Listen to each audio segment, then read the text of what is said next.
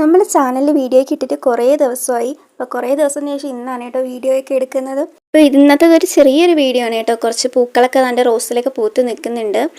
കുറേ റോസാപ്പൂക്കളൊക്കെ പൊഴിഞ്ഞു പോയി. വെള്ള റോസയൊക്കെ നല്ല രീതിക്ക് പൂവിട്ട് നിന്നതാണ്. ഇപ്പോൾ ഒരുപാട് റോസാപ്പൂക്കളൊക്കെ പൊഴിഞ്ഞു പോയിട്ടുണ്ട്. പിന്നെ ഇത് ഞാൻ അടുത്തൊരു വീട്ടിൽ നല്ല ഭംഗിക്ക് നിറയെ പൂത്തിരിക്കുന്ന ഒരു റോസ് ഉണ്ട്. അപ്പോൾ അതിൽ നിന്നൊരു കൊമ്പ് ചോദിച്ച് മേടിച്ച് നട്ട് പൊടിപ്പിച്ചതാണ് കേട്ടോ. അപ്പോൾ അതിൽ ഇപ്പോൾ ഒരു പൂ ഉണ്ടായിട്ടുണ്ട്.